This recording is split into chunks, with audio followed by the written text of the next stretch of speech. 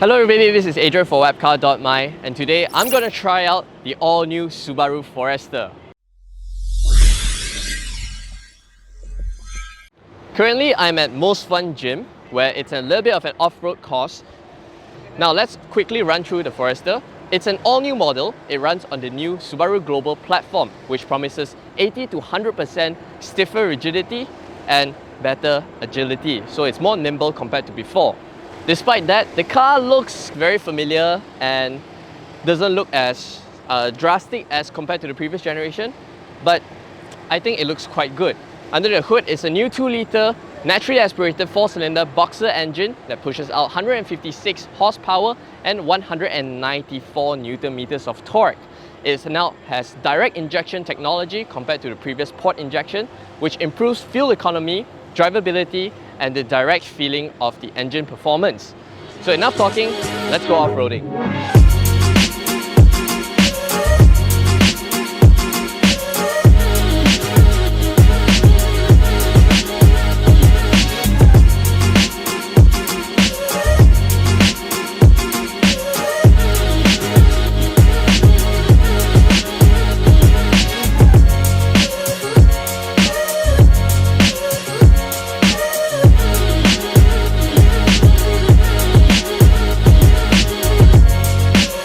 Alright, so we just went through the dirt track at Most Fun Gym, going up a very steep slope to try out the symmetrical all-wheel drive. So you can see from the footages, one of the wheels are moving and turning while the other is not moving. That's the beauty of a symmetrical all-wheel drive. You can send power individually to each wheel, allowing the places with the most grip to claw yourself out of trouble. Then after that we went up, there's a hill descent control. You just went over the edge, trust the car, lift off your foot, and just steer. So that's a very safe way of traveling off-road because you don't have to focus on maintaining your speed. The car will do it entirely for you, and it's automatic. When it senses that you're going on a slope, it automatically engages hill descent control and disengage when you're above 40 kilometers per hour. So we went through a few of the around the course and all that. Really fun, really capable. This compared to other cars in the segment, CX-5, CR-V, Tiguan, you don't want to be stuck in those kind of road conditions in those cars. This one, piece of cake.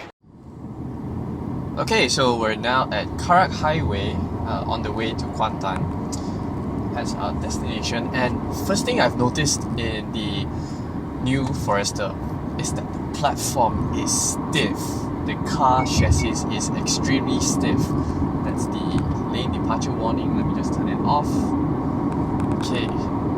It's really stiff. Subaru is totally not lying that it's 80% to 100% stiffer. Mid-corner, I can just dial my steering wheel and yeah, the car just holds itself in place. It's such a weird sensation that they are trying to improve the car's handling and chassis because the previous generation Forester is already very stiff.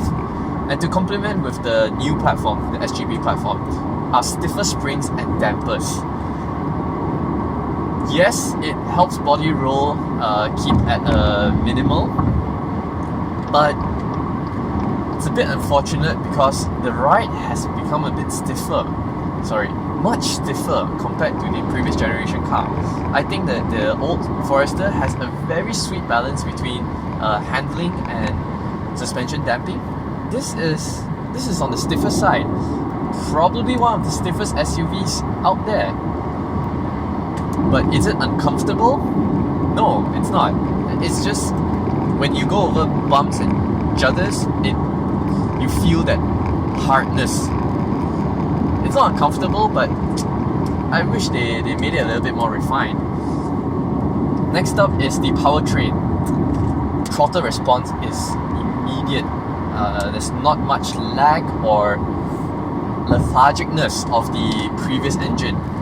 This 2-litre motor, although 156 horsepower, don't just look at the horsepower figures and think, 150 over. Yes, it's not as sprightly as a turbocharged engine you find in the CX-5 to 3.5 turbo or the CR-V turbo, but it's very, very capable and more than enough to carry you onto very, very illegal speeds very quickly. But the name of the game here is two things: smoothness and response. So they've intentionally dialed the transmission mapping, now with 7 virtual ratios, to be quick to deliver the power and the torque, very quick.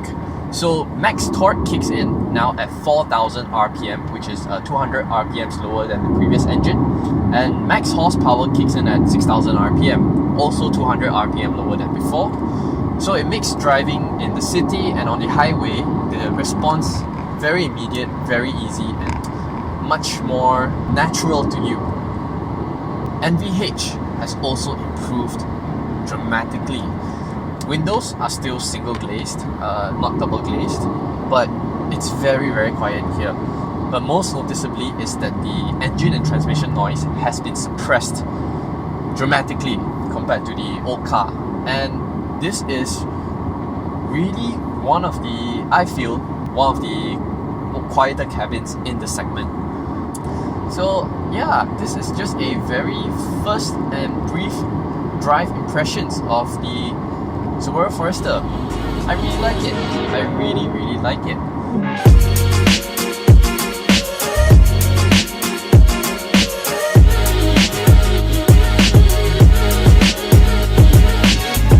So this is the cabin of the new Forester. I really like it. It's lifted from the new generation Impreza and XV.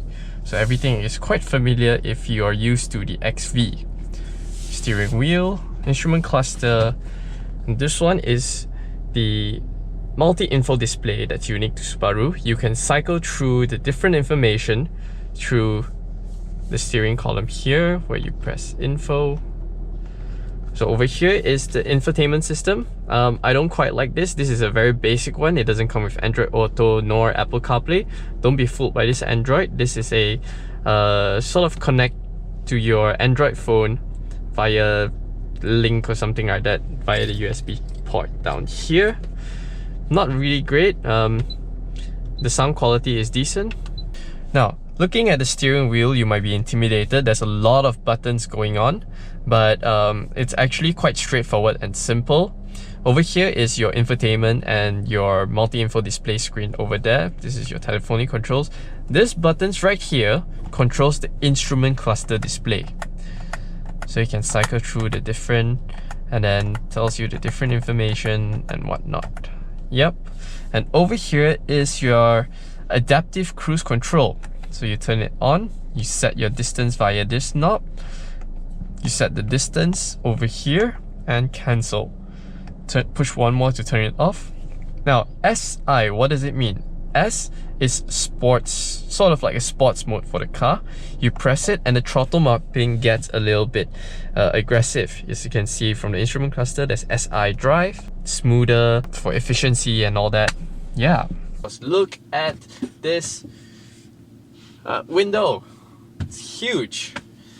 I have the front driver's seat adjusted to my usual sitting position, and check out the amount of legroom that I have. Plenty. Not an issue to cross your legs like that. Very decent space. Is there anything to complain? No, I'm very comfortable in the rear seats of the Forester. And also they have adjusted the seat material to be dirt resistant. So let's say there's some dirt here, you just take a cloth or something and you wipe off and it comes off right away. They specifically do this because they understand a lot of their Forester owners, some of them who will want to take their car off-road and you get like dirty stains and whatnot. Yeah, especially when you get in and out of the car, you just wipe it and it's gone. I don't have a tissue with me. Now the back pocket is compartmentalized. Very nice. And I have two USB, sort of like it's a quick charge ones, 2.1A. Yeah, and rear air vents, not bad. So what can we sum up with the all-new Subaru Forester? First up, the all-new Subaru global platform. It makes the car 80 to 100% stiffer compared to the previous generation model, and it gives the car such good road manners. The car just plants and sits confidently on the road, giving you the assurance that you can take it through the corners and off-road. Next up is the updated engine and transmission. I'm sure a lot of you will appreciate how sprightly the new Forester drives now. It has plenty of low-end grunt, in-gear acceleration is strong, and it doesn't feel underpowered even though it's a 2-litre naturally aspirated engine. So this is a big plus point for me. Thirdly, the Eyesight System, Advanced Driving Assistance System. Now, Subaru's EyeSight uses 2 stereo cameras instead of any millimeter wave radar or infrared sensors. It just uses 2 cameras, like your EyeSight, stitches an image of the objects and cars in front of you and uses it for their forward collision warning, braking and adaptive cruise control. Now, what impressed me the most about this EyeSight system is yesterday during the test drive, every single person who went on the exercise, it works 100% of the time. Every single time, forward collision warning and braking works and helps the car stop in its track. And that is really amazing. To be able to do that, we have about 10 cars, 20, 30 people, and everybody works 100% of the time. This is really impressed me. But make sure to remember that the EyeSight only works 3 times per engine start. Lastly, the value proposition of the new Subaru Forester. It's fully imported from Thailand, priced at 159,788 ringgit. But it comes with the full suite of features. You have ADAS, you have 18-inch alloys, LED headlamps, powered tailgate, a nice interior, and all the features that you expect from a family SUV. And this is 4,000 ringgit cheaper than the most expensive CR-V on sale in Malaysia. So specs for specs, I think the Subaru is very good value for money. But if you couldn't care less about ADAS and the EyeSight feature, you can always go for the mid-range 2.0 IS, which loses out the ADAS but retains all the bells and whistles of this range-topping 2.0 IS EyeSight. And that retails for 10,000 ringgit cheaper at 149,788 ringgit. So there you have it, first impressions of the all-new Subaru Forester. If you guys have any questions about this car, leave us a comment down below. If you guys enjoyed this video, don't forget to like, share and subscribe to Wapcar.my. See you guys in the next one.